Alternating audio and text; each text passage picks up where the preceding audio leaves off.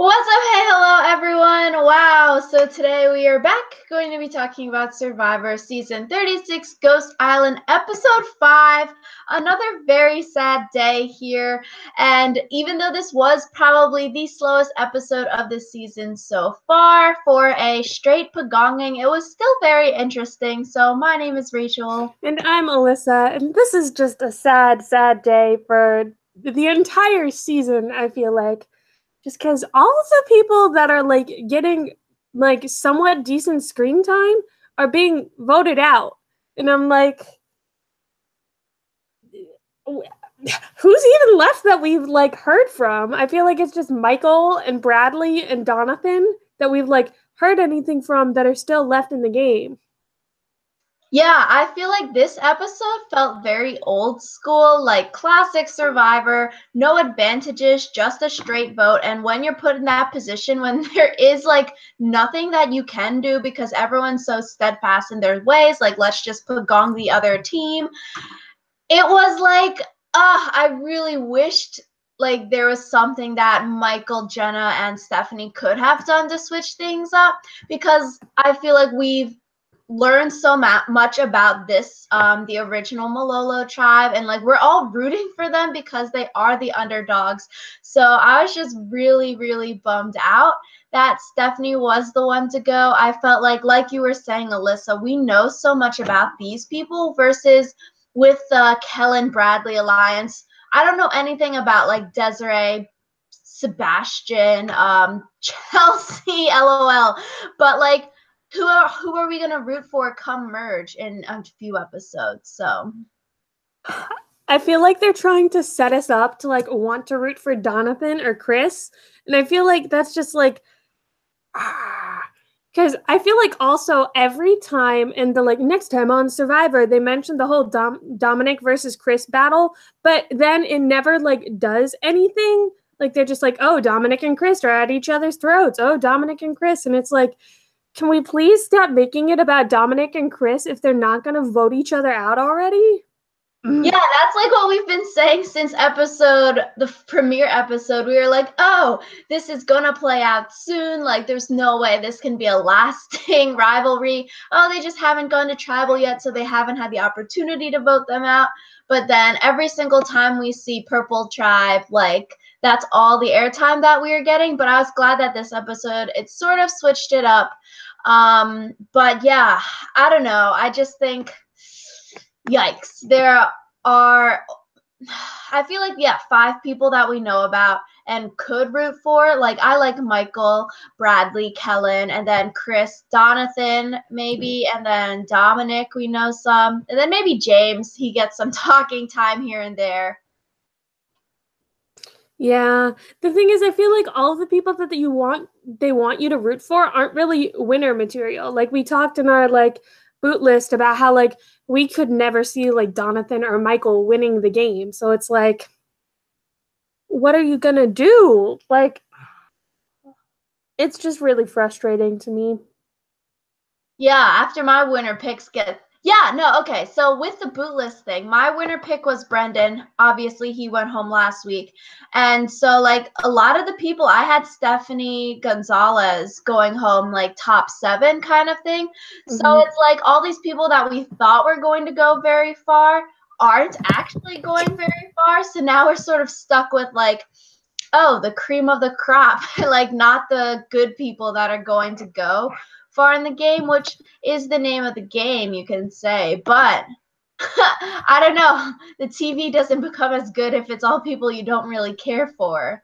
Yeah, I feel like this is just like Game Changers, where it's all of the good people went home first because they were the big names who everyone knew, and then it's we were left with a bunch of subpar people in the finals, and it's there's no one you really want to root for, and it's so frustrating. Yeah, and I definitely think we'll get more into it when we talk about tribal council and everything like that, and for the tribe swap next week. But going to the top of the episode, we have the reward challenge. Brendan is voted out. The other tribe is #shocked. And Yeah, I don't know. Chris dominated this challenge with the whole throwing the sandbags at the end to make the thing spin.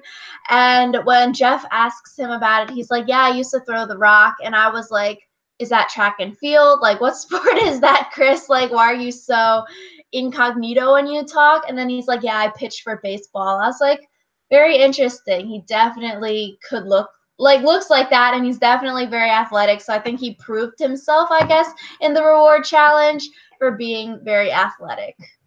Yeah, I feel like one of the things they talked about, like as they got back from the reward challenge, is like Chris is making himself valuable to the rest of his team, just because like one of the reasons they haven't had like as much stuff is like they haven't been going to tribal council consistently, and it's like even if you don't really like him, I feel like you rather have someone who can like keep winning you challenges so that you don't ever have to go to tribal council.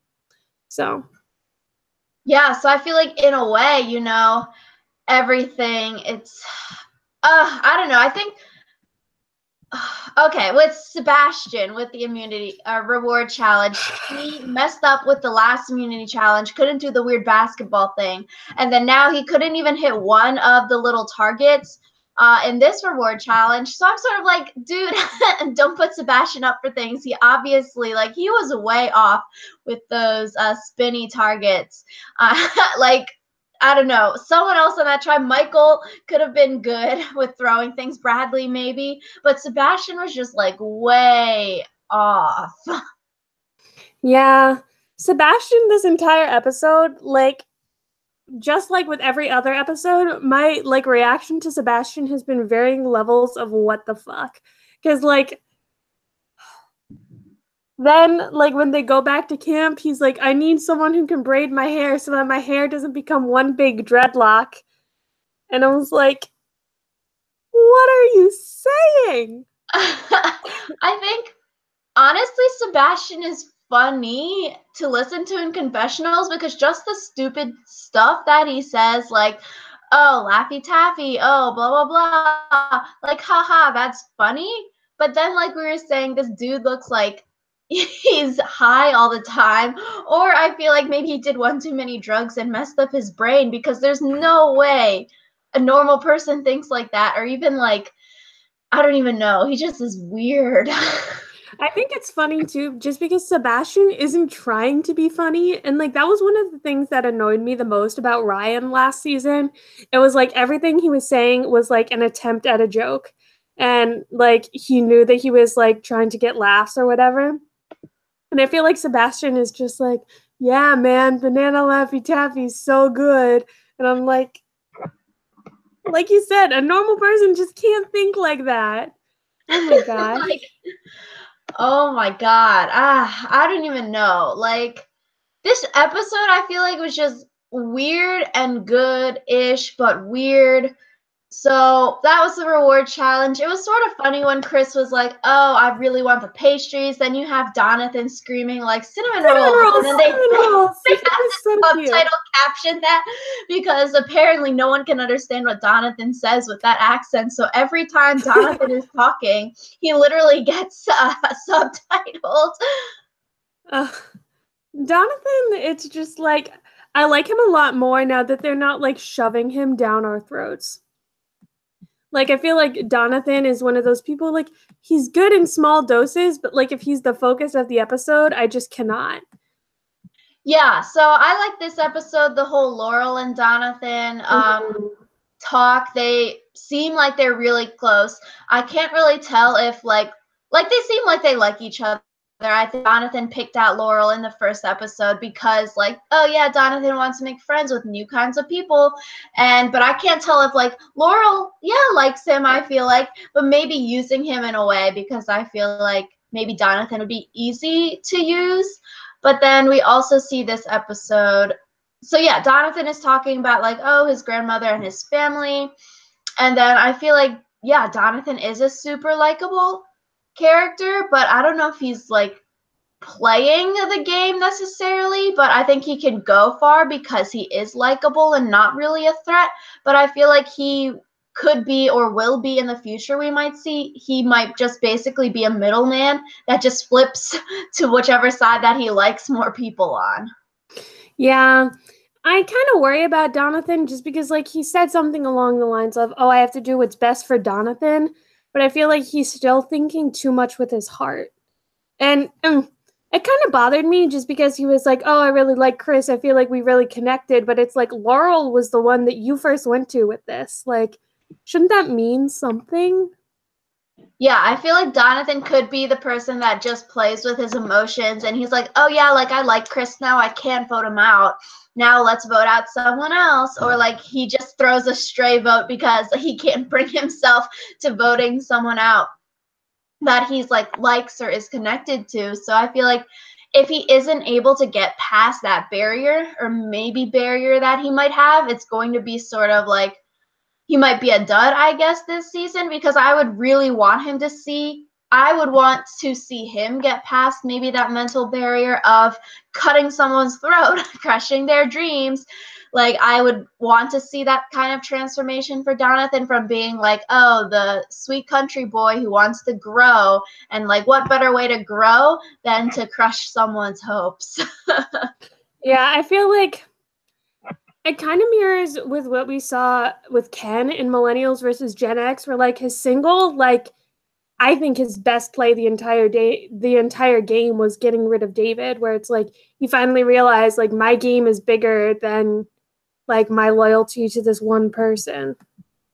So Yeah, or even don't preach that much loyalty and then you won't get slack for it at final tribal council. yeah. Like I feel like if you're going to say your whole mantra is like loyalty or like honesty or something, whatever like coach kind of stuff says, then you can't really go back on your word or else people will really give you slack for it. So as long as you play like neutral and be like, yeah, we're end game, but you're not like I will like die for you end game. Like, okay, you can so go back on your word. And I feel like when you see the people who do vote out their best friends or closest alliance member, like we did see Jenna write down Stephanie's name tonight, and so did Michael. Like that shows that like yes, it is more than just our personal friendships. Like obviously I like you, but it is more than that, and we are playing for a game right now. So if you need to go, you need to go.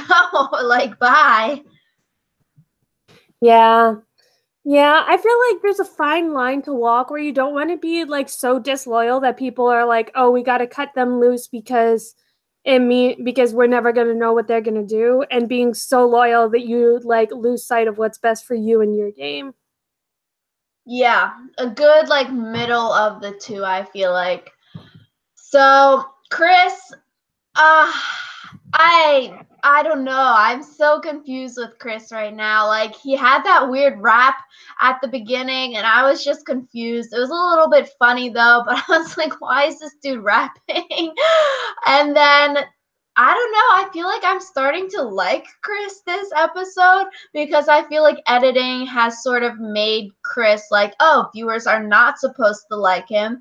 But I don't know. I feel like he's growing on me. Yeah, I thought that too, and I'm just really confused because like are they trying to make Chris into a hero figure? Are they trying to make it like more depressing when he gets voted off by Dominic? Like I literally don't know what's happening.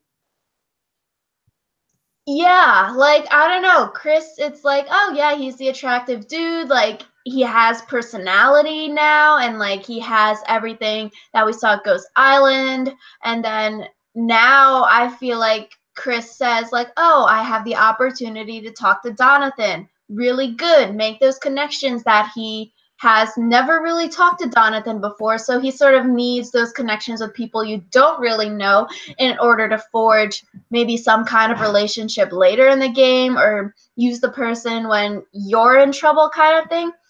And I thought like his whole conversation with Jonathan was really good, and like that was a lot of good strategic gameplay, as well as like, oh, forging that relationship with someone who has gone through a similar thing as you. But my one thing was with this, and it might just be the editing of the episode, but I feel like Chris was talking a lot with like I statements, like, oh, I did this at the age of this happened to me. Not really like having a conversation with Jonathan, but more just talking about himself and his experience. But that might just be editing and like how the story was told. But I don't know. That was my only problem with it. Yeah, I feel like one of the interesting things is like people need to be better about thinking ahead, because like I feel like sometimes the majority is like, oh, I'm always going to be the majority or whatever, when like really that can change very quickly. And so I feel like you saw it like last season when people would only go up to other people as like their last ditch effort, and it's like, you know, when you're somebody's like last hope, and that doesn't make you really want to help them. So I think it was interesting that Chris was doing like this relationship building with Jonathan before like it was a last ditch thing. And like I didn't really notice him like speaking only in I statements, but I feel like if it could be part of the editing, because like we already heard Jonathan's whole story with like, oh, my mom and my grandma, blah blah blah blah blah, so it'd just be redundant. Yeah. So it could just definitely be like that. But I feel like I don't know. I'm like semi rooting for Chris. Like he's proven himself. I feel like as someone who is athletic, he's strategic, and I feel like either Chris or Dominic need to go because we definitely cannot have this feud going on forever. It's already like in every single, oh, last on Survivor, oh, next week on Survivor. It's in everything, and I'm just like, one of these people needs to go, and it unfortunately like could definitely be Chris because Dominic has the idol, he has the advantage, everything like that. Yeah, I feel like it's one of those things where like they're really trying to milk the Dominic Chris storyline, just because I feel like there haven't been a lot of like cohesive storylines so far this season. But at the same time, it's just, ugh, frustrating. And I really do hope that it gets tied up soon, because like if they end up like on opposite tribes, if they do another tribe swap, that's going to be like, now we have to listen to them bitch about each other the whole time. So I that's the problem though. I also feel like once the whole Chris Dominic storyline feud ends, like who do we have to root for? Michael and Bradley?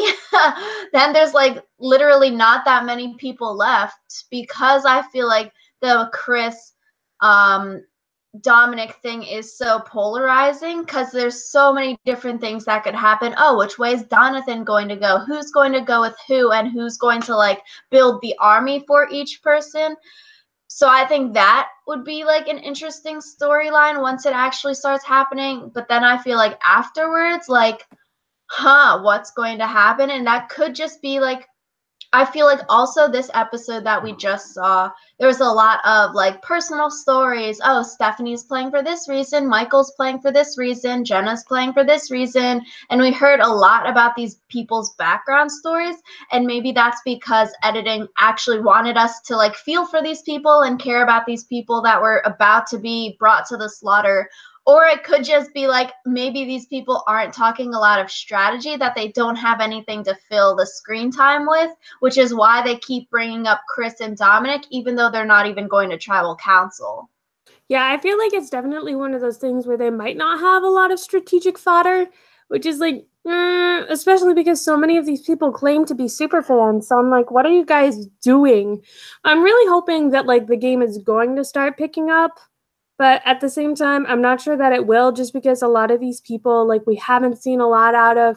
And I feel like honestly, it's just going to be like all of the unknown people are either going to get voted out, or they're going to like be forced to be in the spotlight because all the other people got voted out. And it's like, I'm not a fan of the editing this season.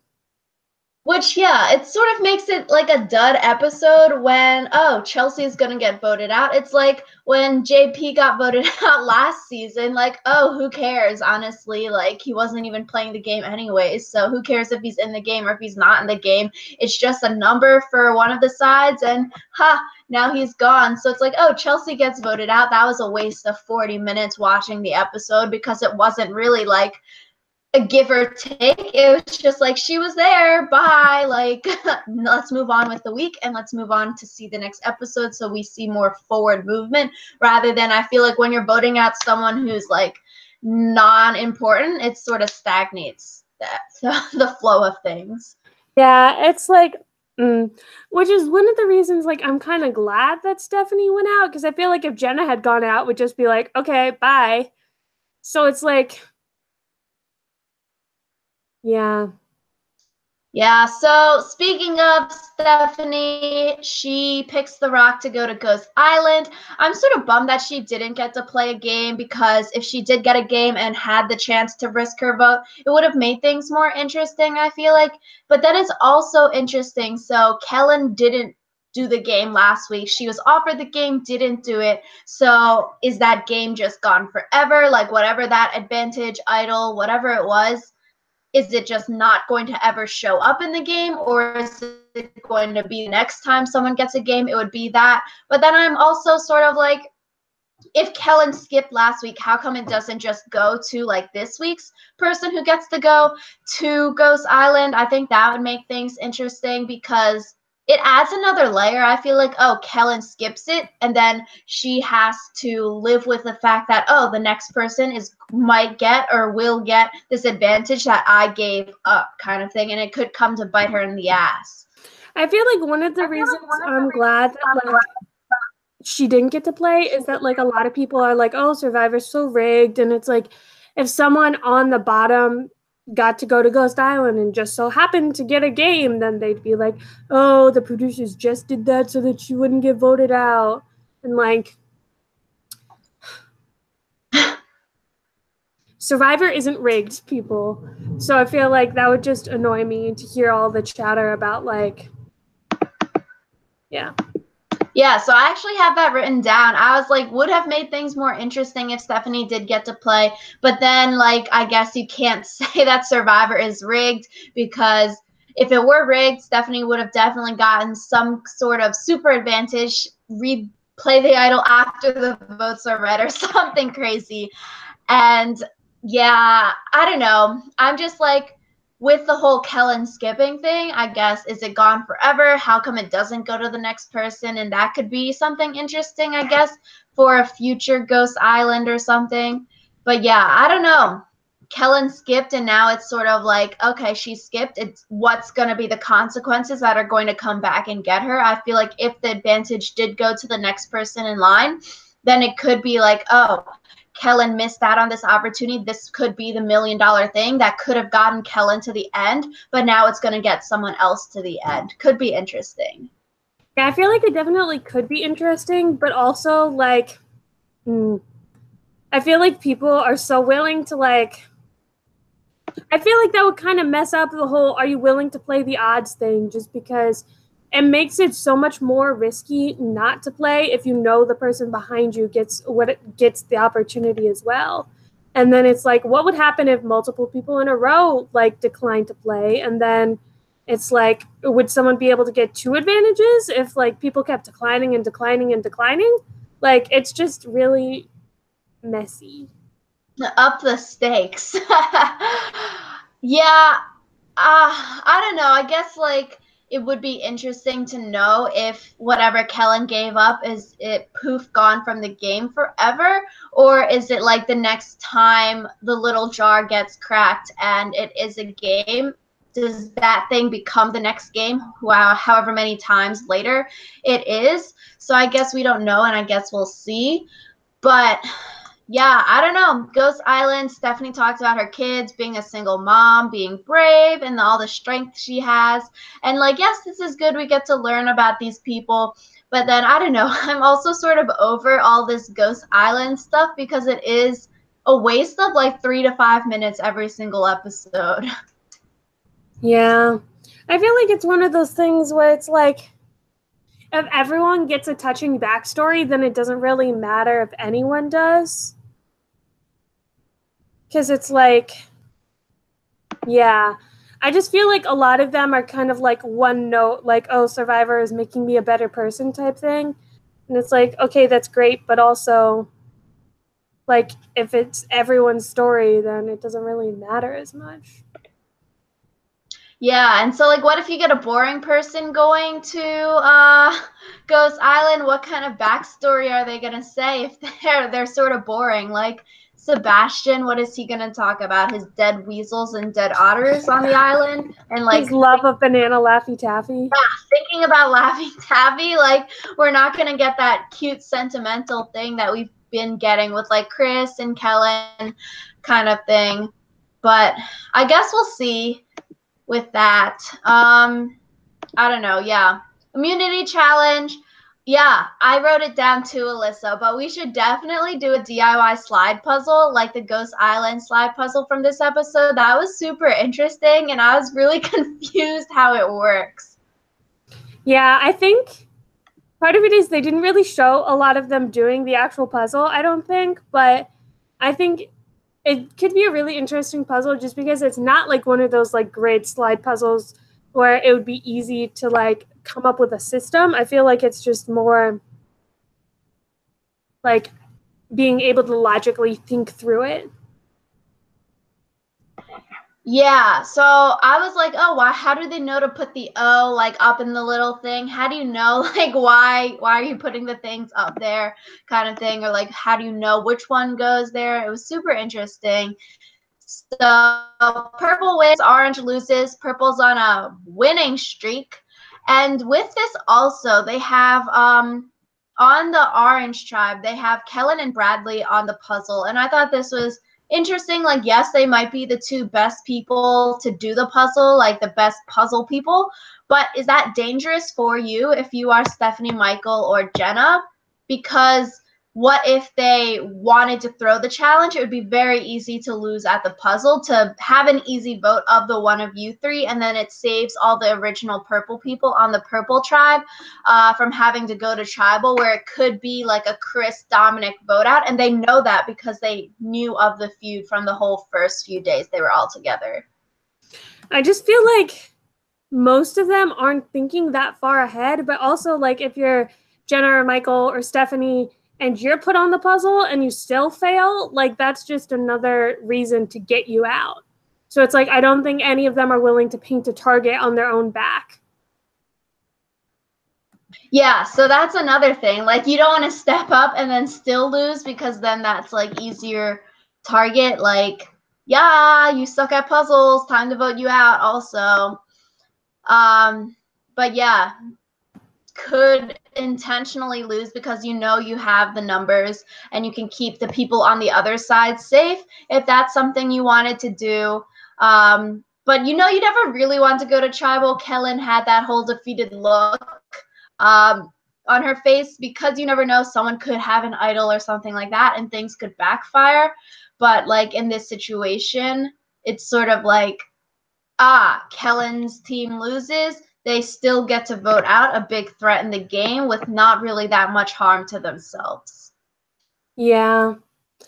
I just feel like I wish that I like could hear more of what like the players are thinking, because like we said, I feel like there's a lack of strategy talk for most of them. No, yeah, I agree. We don't really hear that much. Even before tribal, people were like, let's just vote Stephanie, let's vote Michael, let's vote Jenna. Not really any real reasoning behind anything, I feel like, that we hear, I guess.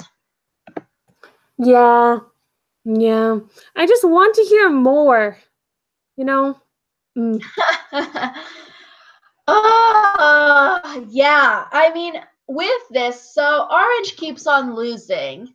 And if like there's this really cool YouTube channel called Peridium on YouTube, and they post a lot of like survivor related kind of videos, and one of their videos was on like the intentional mat sing, and I usually watch these when I'm eating alone in the dining hall.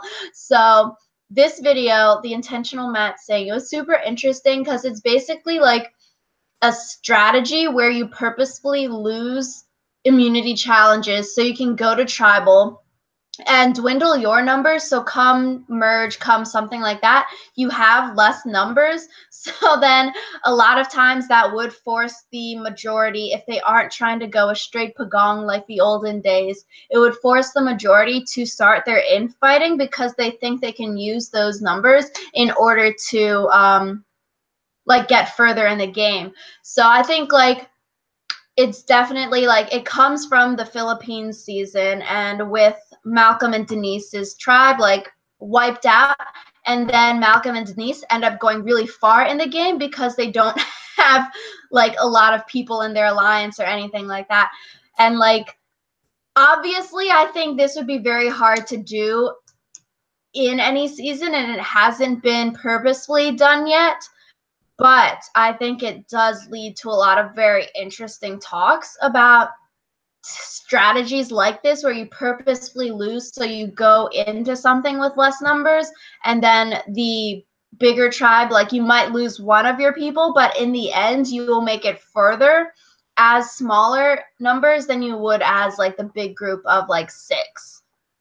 Yeah, I feel like that's like one of those games that like it would be risky to play, especially because I feel like a lot of first-time Survivor players, like that might work out if that happens unintentionally, but if that's what you're trying to do, that can come back and bite you in the ass so quickly.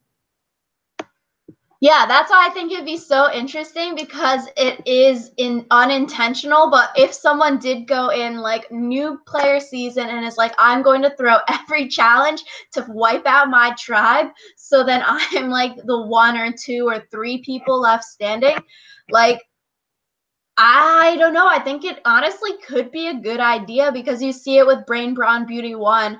Brain Tribe sucked ass, and you see Cass, Spencer, and Tasha go very far in the game after everyone else is gone, like the weak people from their tribe.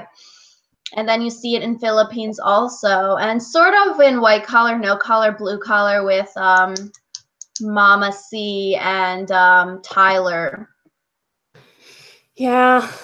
I just feel like if there was if you were consistently losing and you notice like, oh, so and so is always like on the puzzle when we lose, I feel like you'd start to have some suspicions.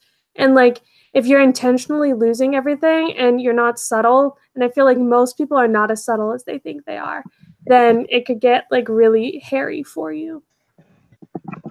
Yeah, you can't like be super obvious about it, I guess.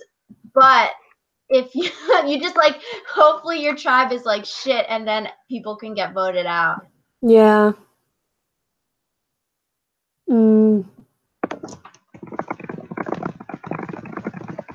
Yeah, so moving on, I guess, to Jenna and Sebastian. We see their little love fest going, and then I think they're dating in real life now, which is I'm just very confused. Like, Jenna's gorgeous, she seems very smart. Sebastian's just weird. I can't believe that they're dating. Just like, Jenna, you can do so much better. Just like, especially because they're flirting, like felt really awkward, where they were just both like, I can braid your hair. And I was like, is that a euphemism? Oh my gosh. Like, I don't know. This whole thing it didn't feel like flirting. She was like, yeah, I have a resting bitch face. I need to fix it. Let me go talk to Sebastian, because he's like the easiest one to get in with. And then they start talking about how their hair smells good. And then Sebastian smells her hair and says it smells like a dead weasel. That doesn't seem like flirting to me. Yeah, just like, I'm just horribly confused by this entire situation. Like, what is actually happening? Yikes. But I mean, I guess good for Jenna if she went into it thinking like, okay, Sebastian would be my best bet into getting into this majority alliance. Let me go talk to him, as like strategy, not even meaning to start a love interest showmance, but just being like, oh, I can flirt with him and that will get him to like me kind of thing, versus actually starting to like each other. I think then that would be like, oh, that's good strategy. Like, use what you've got to stay in the game. But I don't understand how they become a thing. Yeah, maybe they like got a lot of time to like hang out together or something. I'm just horribly confused. Like what? Yeah, so I mean, I guess we'll see what is going to happen with this in the next few episodes. I don't know. That I'm just confused with this. Yeah, so am I. Yeah, so before Tribal, I don't know, I think it was interesting. We see who's on the top and the bottom of the original Navidi. And yeah, I don't know. It was really interesting. I thought we see Chelsea, Sebastian, and Desiree like talking about plans, stuff like that. They want to switch it to Stephanie. Kellen is like, yeah, sure, whatever.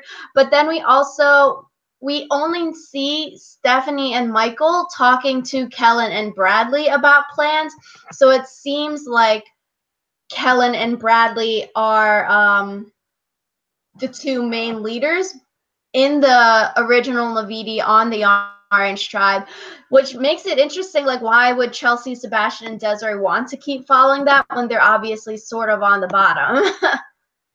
I feel like it's one of those things where like if they can get so far, then they'll like be able to flip on Kellen and Bradley. Whereas like if they start like stirring up a fuss now, then they might end up on the outs, and that would not be good for them.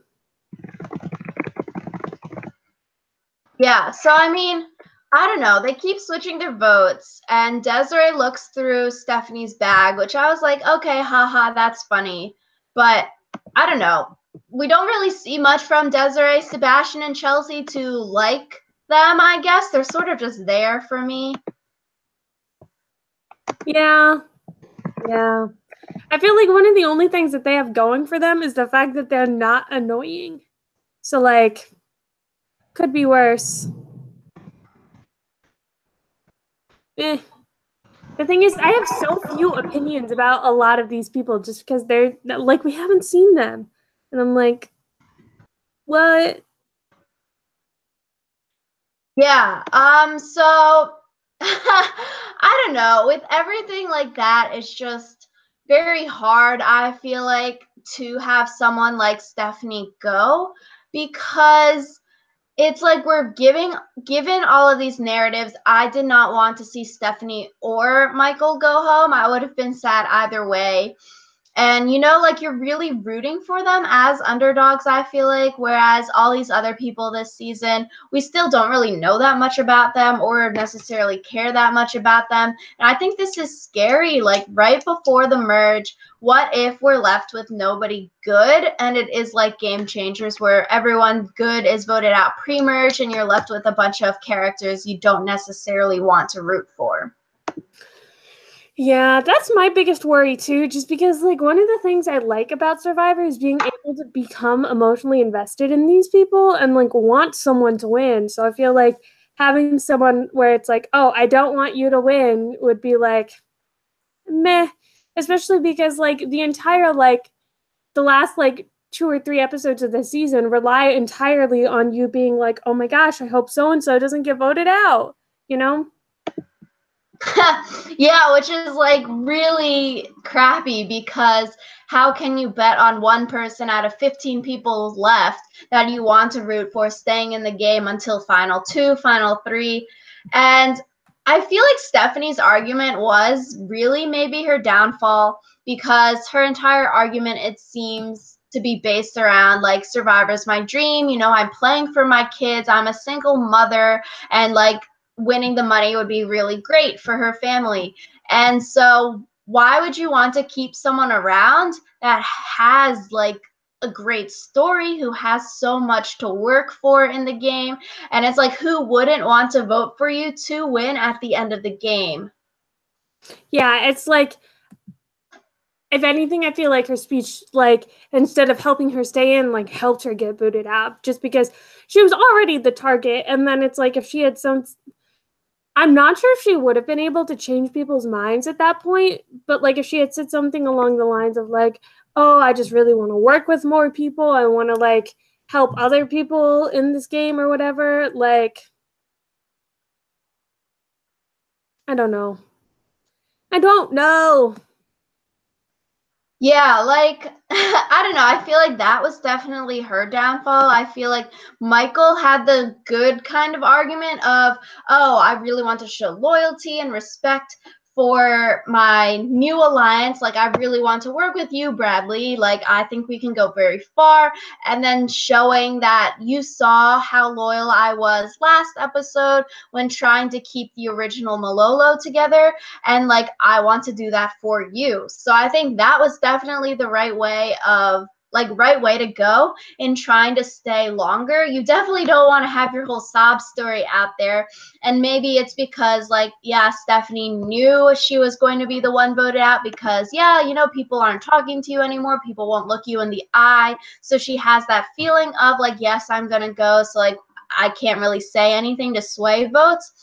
So I don't know. I think the right way to go would be to say you are going to be loyal. You will like give them your vote kind of thing. And I think Stephanie was the right person to vote out this episode, even though it was very, very sad. Like, she's strategic, friendly, super personable, and I think she could have won come a final three given like her entire story and everything like that. Yeah, I think definitely she was the right choice to vote out, but that's also why it's so hard to see her go.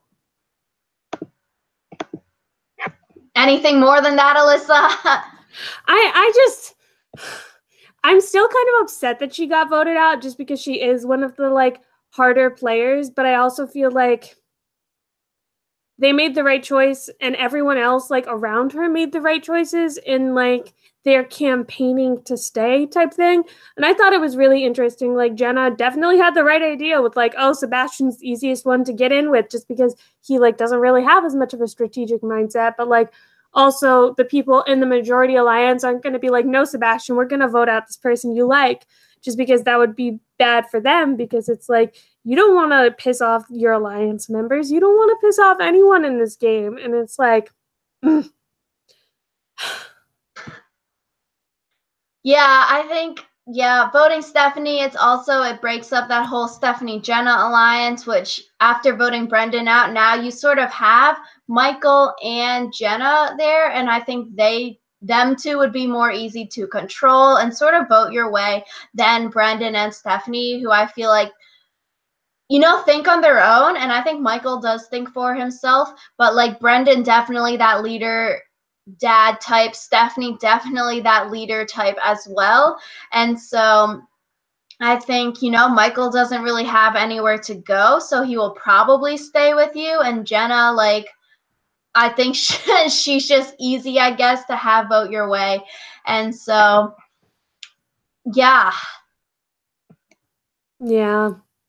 I feel like Michael, of the two of them, like if they go to tribal again and the choice is between Michael and Jenna, I feel like Michael is definitely gone just because like he has kind of shown like he can think for himself and stuff like that. And I feel like Jenna is just kind of like the tag along where like she ended up throwing her hat into that ring and it kind of didn't work out that well. So Yeah, I feel like also Michael has evaded a lot of votes. Like, his name is always brought up. It was brought up second episode when Jacob was gonna go. When Jacob was gonna go home. So I feel like Michael has evaded a lot of stuff. I think he can go very far in the game, and I've said that before. And I think he's very good at lying. He straight up said like, oh, I've been watching since 13, and that goes with his lie of I'm 23 years old, I've been watching for 10 years, instead of saying like I've been watching since I was 8 years old. So him just like having that story straight and being able to flawlessly like, this is my age, I've been watching since I was 13, and not getting his like numbers mixed up or stories mixed up, I think that is really, really good.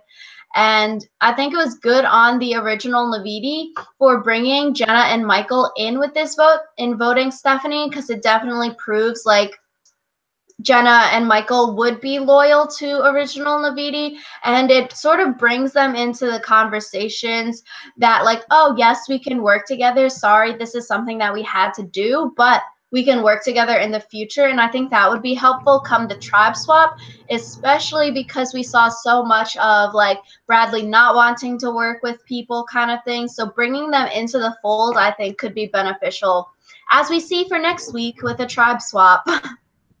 Yeah, I'm not sure how I feel about them swapping tribes again, just because I feel like I still don't know half the people, so I don't really care where most of them end up. Like, I can't even remember who's on what tribe. It's bad. Yeah, I'm hoping, I think 3 tribes of 5, because there's 15 people left. You could also maybe do 2 tribes of 7. One person maybe stays at Ghost Island and is safe for the first vote and then goes into the spot of whoever's voted out, maybe. So you could have something like that. I think 3 tribes of 5 each could be really interesting, because the numbers will be basically, I feel like 3-2 in every situation, because there is so many more Navidi members, which could be good or could be very bad for the Malolo original people, where all of that crap, and they're still going to be pagonged out. So I think we're going to have 2 more tribals until we get to 13, and then we merge, because Dominic's legacy advantage is for 13. It would be very weird if you just like, oh, happen, like you need to go to tribal at 13 to use it or something like that. So I definitely think we need to merge in 2 episodes. And I don't know, I'm sort of scared. I feel like the tribe swap could mess up someone maybe like Bradley, who we didn't see build those strong connections, or I think we could also see the Dom and Chris thing. You know, fate happens and they're somehow going to be on the same tribe still. Yeah, I really hope that they end up on the same tribe just so it can happen and be done with, just because, like I said earlier, I don't want to hear them bitching about each other for the rest of the damn season. Like, I just feel like we were talking about, it's already been stretched out too long. So, yeah.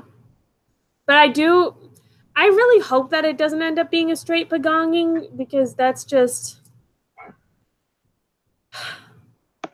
boring and it's not fun to watch. So yeah, I don't know. I'm really hoping also, like, if we're just stuck with all original purple tribe at the end and all of the orange tribe goes, like, we've already lost some good people. Like, I liked Brendan and Stephanie and that kind of stuff. So I don't know. We're not really left with that many people that we thoroughly enjoy watching anymore. So yeah, I feel like if like 1 or 2 people get voted out in the next 2 episodes that are like good players, it's just going to be literal hell to like watch the rest of this season. So yeah, I think like worst case, if like Bradley goes, Kellen goes maybe in the next 2, that would be very bad. Or like Bradley and Michael, that would also be very shitty. Yeah, I don't know. Those are the people that we really see. I think it's inevitable that Chris or Dominic need to go, so we can't really put them in that boat. But yeah, Donathan, I don't think he's going to go home. So I think we're good with that. yeah, I feel like the thing is with Donathan though is like, even if he's like an interesting person to watch, but he's not someone I'd root for. So yeah, I don't think Donathan can win unless it's like that one season of The Amazing Race where the one couple didn't win any first places until the last leg of the Amazing Race, and then they won the $1 million, and then everyone was sort of upset because these people have like always been back in the pack, never won their own single leg, and then they ended up winning the entire season. So that would be sort of annoying when the underdog comes out too much of an underdog and they aren't even that likable. yeah, I feel like there's a difference between being an underdog with like being an underdog that can win and being an underdog that shouldn't win, if that makes sense. Like, there's some underdogs that are fun to root for, but it wouldn't be fun anymore if they did win. Yeah, so only an underdog in name, but not in actions, I guess. Yeah. Yes, Sironi. So I think that wraps up this episode. If you all have any comments, what did you think of the episode? Do you like Stephanie? Thinks she deserves a second chance? What do you think of Chris and Dominic? Let us know in the comments below. But yeah, I guess we will see you all next week. Bye.